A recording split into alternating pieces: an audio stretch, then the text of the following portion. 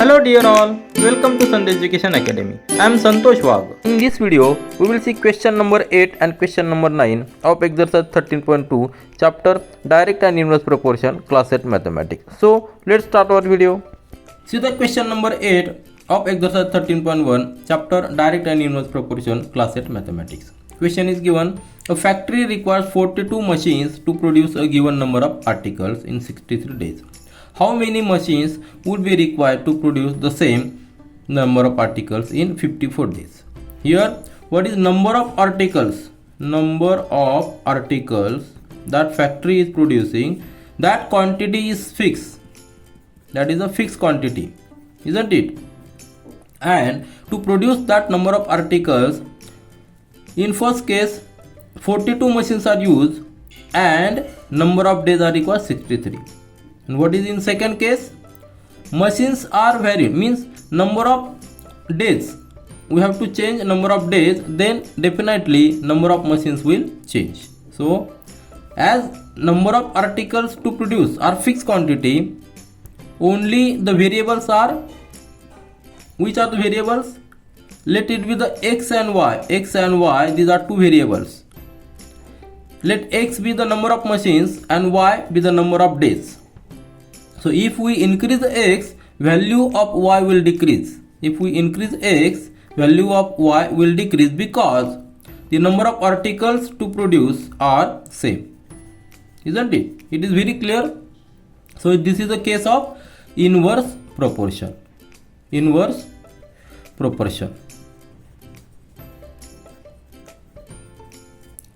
So inverse proportion means product of different values of x to the corresponding values of y is same, and that product is fixed quantity. So here we will put this information in tabular form. So I will write here number of machines in first case. Number of machines. Let it be the number of machines as x, and number of days. Number of days required to complete that article, that fixed quantity of article. In first case,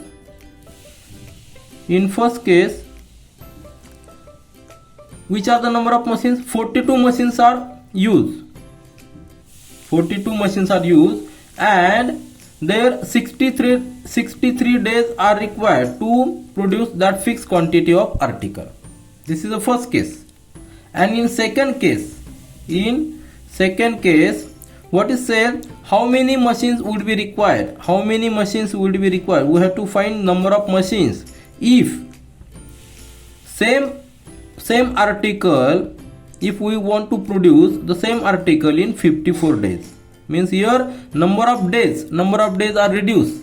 See here, number of days are reduced. So definitely number of machines will increase because this is the case of inverse proportion. Why inverse proportion? Because number of articles to produce this quantity is fixed quantity. So let it be the x1 and y1, x1 and x2, and as y1 and y2.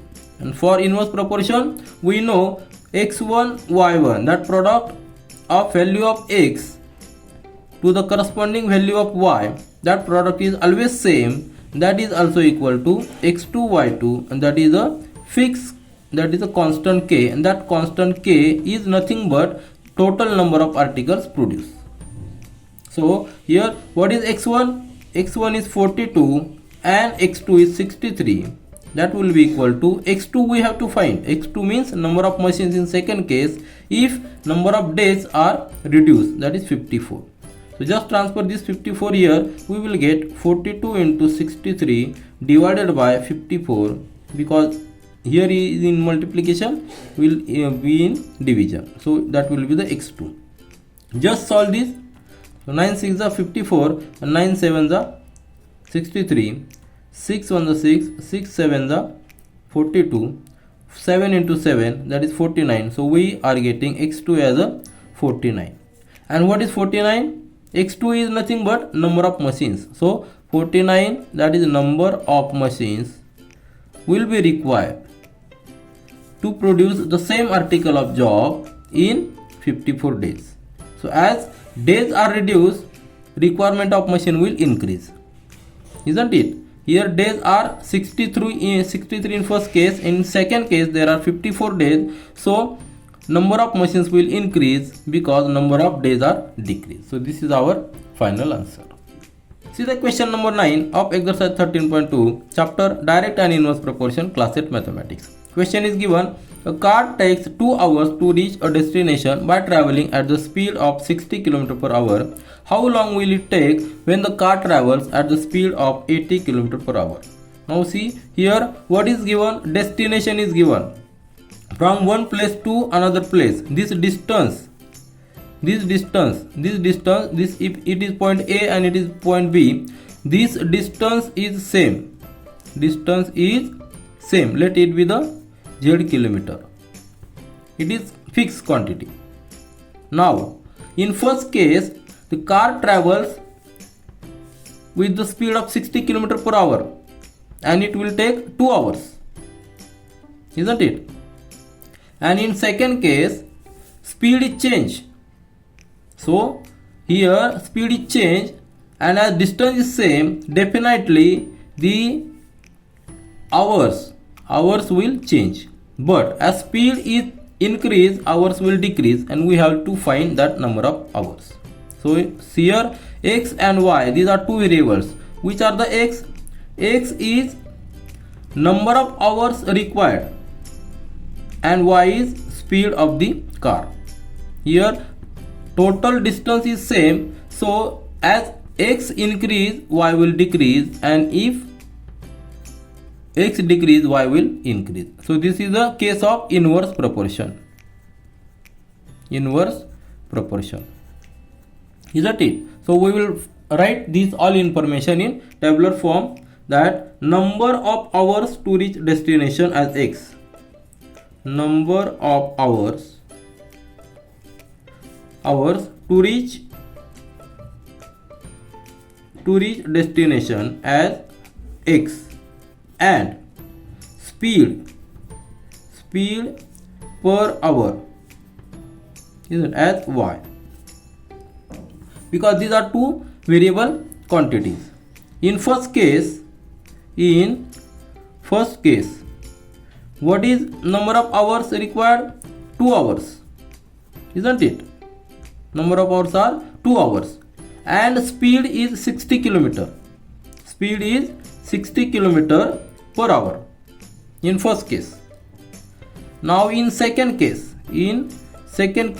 here time we have to calculate, number of hours we have to calculate. When speed is changed, that is speed is 80 km in second case. Now as total distance is same, it is very clear, as we are increasing speed, time will reduce. So let it be the x1 and this x2, and as y1 and y2. And we know in inverse proportion, the product of values of x and value of y at different stages is constant. That is x1 y1, that will be equal to x2 y2, and that is constant k. And that constant k is nothing but this distance, which is same for any different cases. Even if we take the third case also, that means if we change the speed even, then time will change, but the product will always remain constant, that is x3 y3. In third case also,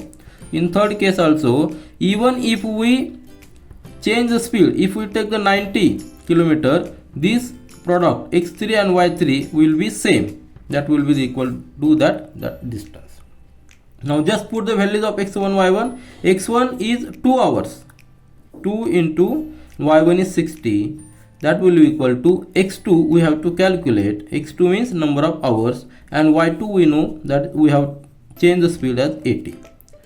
Just transfer this 80 here, 2 into 60 divided by 80, that will be equal to x2. Now just solve this, we will get 12 divided by 8, isn't it? So 2 4 the 2, 2 3 the 6, then 2 and the 2, 2 to the 2, means 3 by 2. We are getting x2 as 3 by 2. 3 by 2 is nothing but 1 and 1 full 1 half, means 1.5 hours. So this will be our answer. means 1.5 hour will require to complete this distance if we change the speed from 60 to 80 km per hour. So this is our final answer. It is very clear that as we increase the speed, time will reduce, because this is a case of inverse proportion. This is all for this video. We will meet again in our next video. Do learn, do enjoy. Thank you.